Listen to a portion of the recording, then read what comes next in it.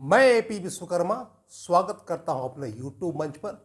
दोस्तों, अब लोकसभा के चुनाव में करीब 10 महीने का समय रहा है और विपक्षी एकता अपने जोर शोर से लगी हुई है कि किसी भी तरह से हमको इस बार पीएम मोदी को तीसरी बार प्रधानमंत्री पद की शपथ नहीं लेने देना है।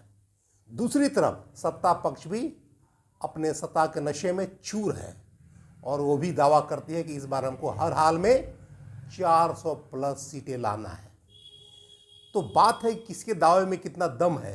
और जहां पे मेन खेल होने जा रहा है, जिस पे गेम होने जा रहा है, वो है 351 सीटें, 351 सीट्स, जहां पे खेला हो गए। मतलब ये है कि जहां 23 जून 2023 को सारे विपक्षी दल जो है जुट कर और जहां पे खेला होने की चांसेस है, जहां पे डंट मारना है बीजेपी को, वो सिलेक्ट हुआ है 351 सीटों पे। और अगर वो उस पर दाव लग गया, अगर उस सीटों पे हरा दिया गया, तो यकीन मानिए बीजेपी का सुपड़ा साफ होना तय है। तो तब हम बात करेंगे कि वो कौन से 351 सीटें हैं, कैसे प्लानिंग है विपक्ष का, जो 23 जून 2023 को इन लोग निर्णय लिए हैं। और बाकी एक पार्शियल निर्णय है, बाकी एक और इन लोगों की मीटिंग होने जा रही है करीब 12 जुलाई को शिमला में, जहां पे फाइनल होगा कि 1:1 कैसे एक कैंडिडेट के सामने एक विपक्ष का जो संयुक्त उम्मीदवार खड़ा होगा। और ये कहीं अगर हो गया तो आप मान के चलिए कि बीजेपी का, अमित शाह का और मोदी जी का 24 में बैंड बजना तय है। क्या उनका कॉमन मिनिमम प्रोग्राम होगा, कैसे सीटों को बंटवारा होगा, कैसे सीटों का शेयरिंग होगा, अगर ये फाइनल डिसीजन हो जाता है तो हार मानिए तय है। तो आज हम बात करेंगे कि किस किस सीट पर खेला होने जा रहा है। और यही 351 सीटें हैं देश की जहां पे खेला होवे।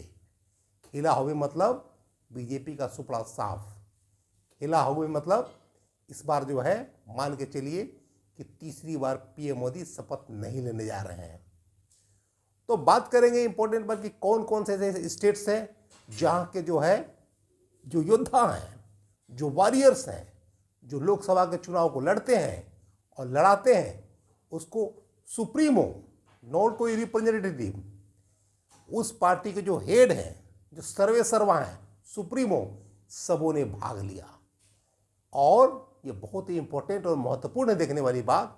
जैसे में देखते हैं तो हम उत्तर प्रदेश में 80 सीटें हैं, बिहार में 40 सीटें हैं, वेस्ट बंगाल में 42 सीट्स है, महाराष्ट्र में 48 है, पंजाब में 13 है और दिल्ली में 7 है, झारखंड में 14 है और तमिलनाडु में 39 है, 39। अगर इन हम 8 स्टेट्स को जोड़ते हैं तो यहाँ पर 283 सीट्स होते हैं। और इसके सारे सुप्रीमो, 8 स्टेट के सुप्रीमो आए थे पटना में। विपक्षी महासम्मेलन जो हुआ, विपक्ष की जो महाजुटान हुआ, जो महामीटिंग हुआ, उसमें सारे लोग पार्टिसिपेट किए, सब पार्टी के सुप्रीमो, हेड, आला कमान। और ऐसी भी कुछ स्टेट्स हैं जो भी कांग्रेस के हाथ में हैं, जो इंपॉर्टेंट और महत्वपूर्ण स्टेट्स हैं। जैसे कर्नाटक, 28 सीटें हैं लोकसभा की। जैसे हिमाचल प्रदेश, वहाँ 4 सीटें हैं लोकसभा की। जैसे छत्तीसगढ़, 11 सीटें हैं लोकसभा की। और राजस्थान 25 सीटें हैं लोकसभा की। इसकी सीटों की संख्या है 68। तो अगर हम टोटल जोड़ते हैं 283 प्लस 68 तो ये होता है 351, 351। और यही 351 सीटों पे इस बार खेला होने जा रहा है। खेला कैसे होने जा रहा है कि विपक्ष ने यह ठाना है कि मोदी की जो सबसे बड़ी ताकत है, विपक्ष के वोटों का बिखराव, अगर ये बिखराव रुक जाए, अगर वोटों का बंटवारा रुक जाए, तो मोदी जी का सुपड़ा साफ होना तय है।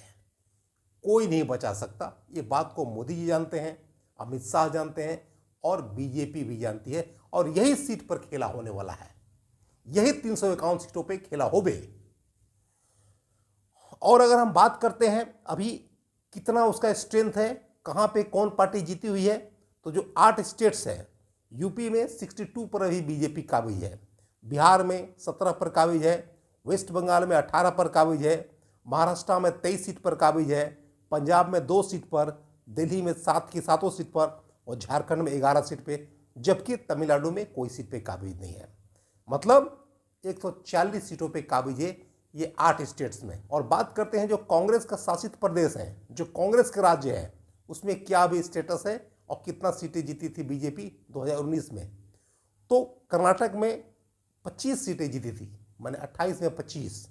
हिमाचल प्रदेश में 4 में 4 सीटें जीती है बीजेपी, छत्तीसगढ़ में 11 में 9 सीटें और राजस्थान में 25 में 24 सीटें। मतलब 68 में 62 सीट जो है बीजेपी जीत चुकी है। मतलब मैक्सिमम यहाँ पर रिजल्ट हुआ, आउटपुट हुआ है बीजेपी का। और अगर हम 140 और 62 जोड़ते हैं तो 202 सीट, 202 सीट्स पे यहाँ बीजेपी ऑलरेडी विजय प्राप्त कर चुकी है। यहाँ पे बीजेपी एक खाते में सीट है और इस पर बीजेपी अपना जीत हासिल कर चुकी है। अब मजे की बात है कि यही जो 202 सीटें हैं यहीं पे खेला होगा, यहीं पे विपक्ष का मेन खेला होने जा रहा है। ये जो 202 सीटें जीती है बीजेपी, इसका सबसे बड़ा कारण है विपक्ष के वोटों का बिखराव। क्योंकि मोदी जी, अमित शाह, बीजेपी जानती है कि मात्र 37% वोट ला करके बीजेपी प्रचंड बहुमत प्राप्त की है, 303 सीट जीतने में कामयाब रही है। वहीं विपक्ष का जो 63% वोट है वहां बढ़ जाता है। और अगर ये 63% अगर एक छतरी के नीचे आ जाए, अगर एक मंच पर आ जाए, तो मोदी जी का सुपड़ा साफ होना तय है। तो यहां क्या डिसाइड किए हैं विपक्ष में कि जहां भी एनडीए का एक कैंडिडेट खड़ा होंगे, जहां भी बीजेपी का एक कैंडिडेट खड़ा होंगे उम्मीदवार, वहां पे विपक्ष का एक उम्मीदवार संयुक्त, मतलब एनडीए का एक उम्मीदवार के सामने विपक्ष का एक संयुक्त उम्मीदवार, एनडीए का एक उम्मीदवार के सामने विपक्ष का एक संयुक्त उम्मीदवार। और ये पर अगर हो गया तो यकीनन आप मान के चलिए कम से कम 202 में से मोर देन 100 सीट हारना बीजेपी को तय है, इसमें कहीं कोई डाउट नहीं है। क्योंकि मोदी जी की जानते हैं, बीजेपी जानती है, अमित शाह जानते हैं कि सबसे बड़ा ताकत है वोटों का बिखराव। विपक्ष का वोटों का बिखराव भी मोदी जी की ताकत है। मतलब 37% का मतलब ये है और 63% विपक्ष का वोटों का मतलब ये है कि अगर देश की जनता, अगर 3 वोटर हैं, अगर एक वोटर अगर बीजेपी को वोट देते हैं तो 2 वोटर विपक्ष को वोट देते हैं। मतलब ऐसा नहीं कि सब कोई बीजेपी को ही वोट देता है। आप समझिए गणित को, जहां 3 में 1 वोटर बीजेपी को वोट देते हैं, वहीं पे 3 में 2 वोटर जो है विपक्ष को वोट देते हैं। लेकिन फिर भी बीजेपी यहां प्रचंड बहुमत में क्यों जीत गई? क्योंकि इसका वोट एक जगह आता है और विपक्ष का वोट जो है बढ़ जाता है, उसका बिखराव हो जाता है, इसमें वो सीटों में कन्वर्ट नहीं हो पाता है। और जो सारे विपक्षी दल मिले हैं उनका एक ही टारगेट है, एक ही मंशा है कि इस बिखराव को रोका जाए। तो क्या सॉल्यूशन है कि एक एनडीए का, एक बीजेपी का जो कैंडिडेट है उसके सामने एक विपक्ष का संयुक्त उम्मीदवार जो है, एक ही उम्मीदवार वहां खड़ा रहेगा।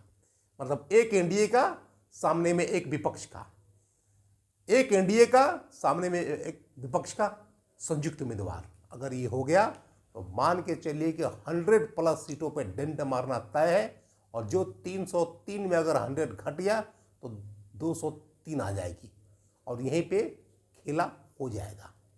और ऐसे बहुत सारे स्टेट्स हैं जहां पे इस बार बीजेपी अच्छा परफॉर्म नहीं करने जा रही है, बहुत सारे स्टेट्स हैं। तो आप मान के चलिए कि वो दिन लद गए कि जहां विपक्ष के वोटों का बिखराव होगा।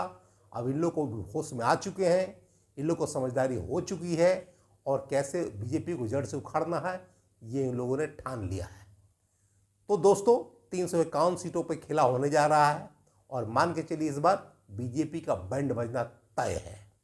अगर आपको वीडियो अच्छा लगा तो लाइक करें, शेयर करें, चैनल को सब्सक्राइब करें। आज के वीडियो में इतना ही, मिलते हैं अगले वीडियो में, तब तक के लिए thanks for watching this video.